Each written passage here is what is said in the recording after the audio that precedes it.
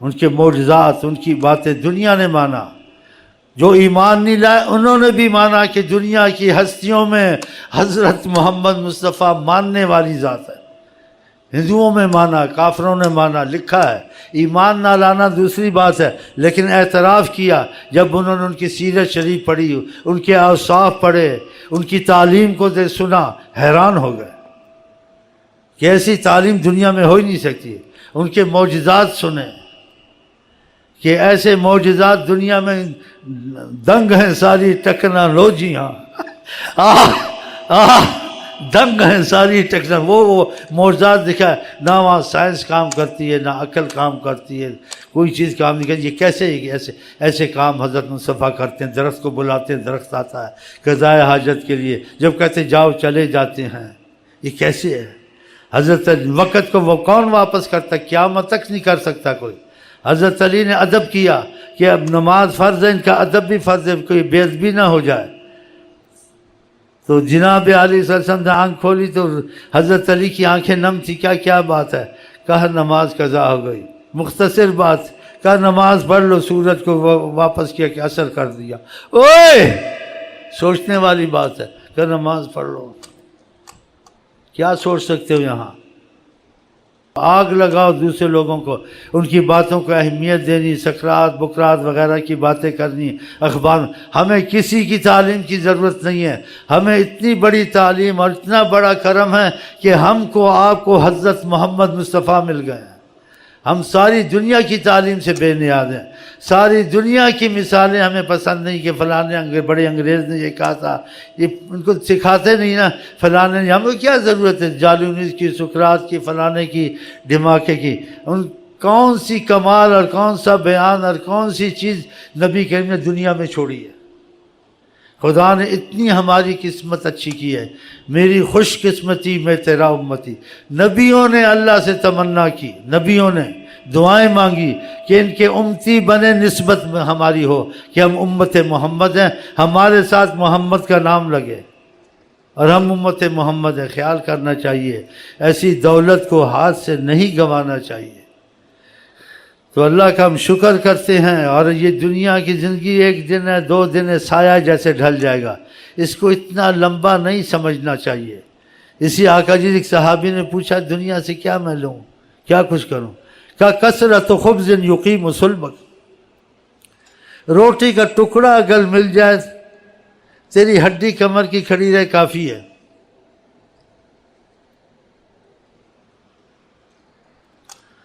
کیا مطلب اس کا مطلب ہے کہ روٹی کا ٹکڑا زیادہ نہ لگ، تھوڑی سی مل جائے، باقی آخرت کے کام کر کے تیری ساری دولت، رحمت، محنت، سب کرم یا آخرت میں اپنے لیے کر، دنیا میں تو کچھ ہوگا۔ اور جو لاکھوں کروڑوں کرتے ہیں، خربوں کرتے، کچھ لے کے گئے ہیں، عذاب ہی لے کے گئے ہیں۔ جو کمایا تھا وہ چھوڑ گئے، اب یہ حلال تھا حرام تھا کیا تھا، حساب بھرو۔ اب بتاؤ، ہے نا مصیبت؟ اس کا فائدہ تو ہوگا نہیں۔ ایک سبحان اللہ سلمان علیہ السلام نے اس کسان کو کہا، جب اس نے کہا سلمان کا ملک بہت بڑا ہے کہ پرند چرند ساتھ چلنا، سایہ کرنا، پرند چرند ساتھ، اوپر جنات وغیرہ ساری کائنات کو مسخر کیا ہوا تھا، یہ ساری کچھ نہیں۔ سلمان علیہ السلام نے اس کو کہا، کسان کو جب نے کہا، سلمان کو جاتے ہوئے دیکھا اس شان شوکت سے، کہا کہ لقد اوتی آل داؤد ملکن کبیرہ، آل داؤد کو بہت بڑا ملک ملا ہے۔ آپ نے بلایا، بات کی، کہا تو ایک سبحان اللہ کہہ لینا، آل داؤد کے ملک سے افضل ہے۔ یہ وقتی چیزیں ختم ہو جائیں گی، لیکن سبحان اللہ کی برکت، رحمت یہ تیرے ساتھ قیامت میں رہے گی، ہمیشہ رہے گی۔ ایک سبحان اللہ کہنے سے جنت میں درخت لگتا ہے، اور ایک درخت اتنا بڑا جنت کا 500 سال چلتے رہا سایہ ہی نہیں ختم ہوتا، ظل ممدود، لمبے سائے والے درخت۔ اور کہا وہ نعمتیں ہم نے رکھی ہیں، یہ اسی کو نصیب ہوں گی جو خدا سے محبت اور رحمت تعلق رکھتا ہوگا۔ کہا اعدت لعبادی الصالحون، میں اپنے اچھے بندوں کے لیے جو خدا سے محبت کرتے ہیں، صالح ہیں، اللہ تعالیٰ کی رضا ڈھونڈتے ہیں، ما لا عین رات، کسی آنکھ نے وہ نعمتیں نہیں دیکھی، ولا اذن سمعت، کسی کان میں اس کا خیال نہیں گیا، کسی کان نے نہیں سنی، ولا خطر علی قلب بشر، کسی کے دل پر اس کا تصور نہیں ہو سکتا۔ بتاؤ، وہ ہاتھوں سے جانے دینی چاہیے؟ یہ نعمتیں ہیں، چلی جائیں گی، رہیں گی تو نہیں، کون کچھ لے کے گیا؟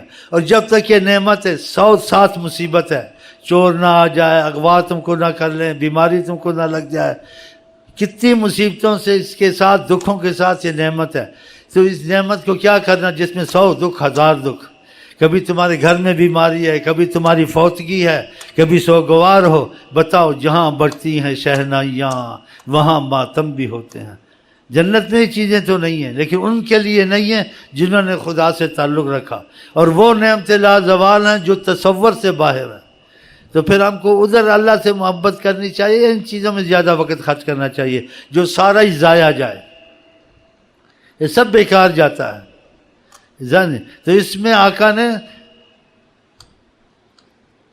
سختی نہیں کی ہے، رغبت دلائی ہے کہ اگر دنیا کو اس سے زیادہ نہ مائل ہو تو اچھا ہے، کیونکہ اولیاء اللہ کہتے ہیں اس کا حلال بھی نقصان دیتا ہے، حرام تو حرام ہی ہے، حلال روزی بھی نقصان دیتی ہے زیادہ۔ کیوں؟ آپ زیادہ بڑا کاروبار کریں گے، زیادہ عہدے لیں گے، بڑے عہدے لیں گے، ذمہ داریاں زیادہ، ہاں جی، کاروبار زیادہ، ذمہ داریاں زیادہ، تو آپ کے پاس کب وقت لگے گا آپ زیادہ قرآن پڑھ سکیں، زیادہ درود پڑھ سکیں، زیادہ نفل پڑھ سکیں کہ اللہ اس کا ہاتھ بن جاتا ہے؟ نہیں ہوگا نا، وقت نہیں، گنجائش نہیں ہے۔ آپ کو اپنی نیند کی فرصت نہیں ہے، آپ کو کھانے کی فرصت نہیں ہے، کام پہ ادھر سینڈوچ کھا لیا، اتنا مرنا تھا اس کے پیچھے۔ اس کی قیمت کیا ہے معلوم ہے آپ کو؟ آقا جی نے کہا کہ مچھر کے پر کی جتنی بھی اس کی قیمت ہوتی، صحیح حدیثوں میں ہے، اس دنیا کی، خدا کافر کو پانی نہ پینے دیتا، اتنی گری ہوئی چیز ہے۔ ہم اس کے پیچھے نمازیں بھی چھوڑتے ہیں، درود بھی چھوڑتے ہیں، اس کی کمائی کے پیچھے آخرت کا ایمان کا خاتمہ کر دیتے ہیں، یا کمزور ایمان ہو جاتا ہے۔ اتنا تو نہیں لگنا چاہیے۔ اور یہ خدا رسول کی محبت سے دور رکھتی ہے، آخرت خراب کرتی ہے۔ جتنی دنیا نقصان دیتی اتنی کوئی چیز نقصان نہیں دیتی۔ اس کے بعد جتنی عورتیں نقصان دیتی، ان کو آزاد کرنا، ان کو زیادہ تعلیم دینا، یہ ناقصات العقل والدین ہے، یہ برباد کرتی ہیں سارے معاشرے کو۔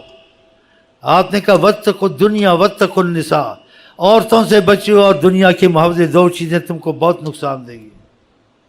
واتقوا الدنیا، دنیا سے بچو، جتنی تمہاری ضرورت ہے آخرت کو لو۔ واتقوا النساء، عورتوں سے پرہیز کرو، دور رہو ان سے۔ کہا 3 چیزیں پردے میں ہونی چاہیے، اس میں عورت پردے میں ہونی چاہیے۔ یہ ترقیاں ہو رہی ہیں، کتنے واقعات سنتے ہو جو نا گفتہ بیں انسان زبان پہ لا نہیں سکتا، اور جو ستاری غفاری میں خدا ستاری غفاری رکھے۔ اخباروں کو پڑھو دیکھو، تو جتنا ہم آقا سے دور ہوں گے ترقی نہیں ہے، زوال ہی زوال ہے، اور جتنا ان سے قریب ہوں گے دنیا آخرت تمہارے پاس ہے، اگر حضرت محمد مصطفیٰ تمہارے پاس ہے تو ان سے تعلق محبت کا معاملہ مضبوط کرو۔ وہ تبھی مضبوط ہوگا کہ وہ وسائل جو خدا سے ہم کو جوڑتے ہیں، وہ وسائل جو نبی کریم کی محبت ہمارے دل میں کھینچتے ہیں، ان کو نہیں چھوڑنا چاہیے۔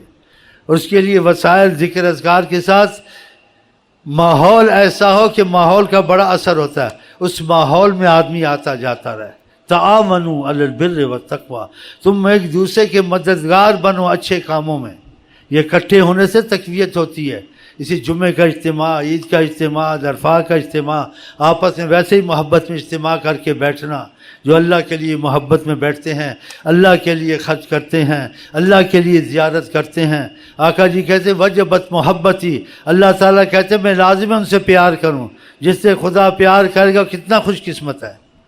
تو یہ ہمارا آپ کا آنا جانا، یہ رشتہ محبت کا خدا رسول کا رکھنا، آپس میں بیٹھنا، یہ بڑی تقویت ہوتی ہے۔ آپ 1-2 گھڑی کے لیے آتے ہیں، آپ کے ذہن میں تبدیلی آ جاتی ہے، ایسے کر رہے ہیں، پھر دوسری محفلوں میں چلے گئے، ایسے نہیں کرنا چاہیے۔ جن کی صحبتیں دوستیوں میں فائدہ نہیں ہے، وہ ماحول وہ دوستی کو چھوڑ دیں۔ آپ ظاہری طور سے رکھیں جیسے دنیا داری کرنی ہے، گھلنا ملنا نہیں ہے۔ کافر سے بھی ظاہر دوستی رکھنی ہے، منافق سے آپس میں یہ کرنا پڑتا ہے دنیا داری میں، لیکن دل کا تعلق اسی سے رکھنا ہے جو خدا رسول کی محبت میں مضبوط ہو۔ اس سے گہرے تعلق نہیں رکھنے، وہ تم کو خراب نہیں کرے گا. گہرے تعلق رکھے تمہارے سارے گھر کو برباد کرے گا وہ آدمی. اگر گہرے تعلق رکھے، گھر میں لایا، تمہارے بیٹے سے دوستی ہوئی، پھر پردے اٹھ گئے، پھر بے تکلفی ہو گئی، پھر تمہارے گھر میں عذاب آئیں گے. یہ آئے ہیں لوگوں کے گھر میں عذاب. عورت خامن سے بدل گئی، بیٹی ماں سے بدل گئی، حالات بدل گئے. بے پردی کی نا اندر لائے. اور جن کا ماحول اچھا نہیں تھا ان سے تعلق رکھا، نہیں تعلق نہیں رکھا، دور سے تعلق. جن کا ماحول اچھا، دل سے تعلق. تو خدا سے دعا کرتا ہوں اللہ ذکر اذکار سے ہم کو آپ کو زندہ کرے، کہ نبی کریم نے کہا ذکر والا مثل زندہ کے نہیں کرتا ہے وہ مردہ ہے. تو پھر ذکر کی اہمیت ہوئی نہیں ہوئی؟ بہت اہمیت ہے. اور نبی کریم فرماتے ہیں خدا کے بعد جس کا محبت کا غلبہ ہو تو میری محبت کا غلبہ ہو. تو جو زیادہ درود پڑتا ہے آقا سے قریب زیادہ ہوتا ہے. پھر درود شریف چھوڑنا چاہیے. پھر انسان خطا کا پتلا ہے. خدا سے معافی کا سلسلہ نہ چھوڑے کہ گناہوں سے زوال نہ ہے. اگر گناہ چھوٹا ہو گیا، بڑا ہو گیا، فوراً توبہ کرے. پھر ہو گیا پھر توبہ کرے. جو سچی توبہ کرتا ہے گناہ سے کہ گناہ نہیں کروں گا، پھر ہو جاتا ہے. ایسے گناہ نیکیاں بھی بن جاتی ہیں اور ایسے گناہ معاف بھی ہو جاتے ہیں. اور ان گناہوں کو خدا نیکیاں بنا دیتا ہے. تو اگر ان چیزوں کو کچھ سنا ہے، پہلے بھی سنا ہے، لیکن آپ اگر نیت کر لیں اپنی پکی کہ آئندہ کوشش کریں گے پوری دل سے، نیت سے، چاہے اس کوشش میں کمی ہوئی لیکن تمہاری نیت دل مضبوط تھا، اس کوشش میں، اس عمل میں کمزوری کی وجہ سے بھی خدا تم کو نیچے نہیں کرے گا، کرم ہی کرے گا. نیت دل کے مضبوط تھے لیکن کمزوری آ گئی. لیکن نیت میں کمزوری نہیں تھی. نیت میں یہی تھا 5 وقت کی نماز پڑھنی ہے، لیکن نکل جاتی ہے، افسوس ہوتا ہے. تو اللہ رحم کر دے گا. نیت گناہ تو چھوٹا بھی نہیں کرنا ہے، وہ بڑا ہو گیا خدا نخواستہ، توبہ کرنی ہے، پھر نہیں کرنا، پھر ہو گیا پھر توبہ کرنی ہے. نیت نہ ہو. اگر نیت نہیں ہے گناہ کی، گناہ سے توبہ کرتے لیکن اچانک ہو جاتا ہے، ایسے گناہ رحمت بنتے ہیں. تو اللہ تعالیٰ ہم کو ان مصیبتوں سے بچائے، اسی حالات پہ چلائے جو ہمارے خدا نے رحمت العالمین کے ذریعے وہ تعلیم بھیجی، اس پہ ہم چلیں. نہ زمانے کو دیکھیں، نہ لوگوں کو دیکھیں، نہ ماحول کو دیکھیں، نہ مفاد کو دیکھیں. جتنی مضبوط خدا کی بات اور نبی کی بات ہو سکتی ہے اتنی فائدہ مند کسی کی بات نہیں ہو سکتی ہے. تو سارا اجتماع ایسے نہیں کہ وقتی طور سے بیٹھنا، کچھ کرنا بھی ہے عملی طور سے، ورنہ سننا سنانا کرنا کرانا کچھ نہیں ہے. وقتی تھوڑی برکت سے کوئی فائدہ نہیں ہوگا. اور ہمارا اصل جو مرکز ہے وہ اللہ ہے، حضرت محمد مصطفیٰ ہے، کہ ان سے ہماری محبت کا معاملہ کمزور نہ ہو. وہ تبھی کمزور نہیں ہوگا ذکر اذکار نہ چھوٹیں، آپس میں ہمارا تمہارا جو رابطہ ہے یہ نہ ٹوٹے. تو اللہ کرے ایسا ہی ہو انشاءاللہ. چلیں جی.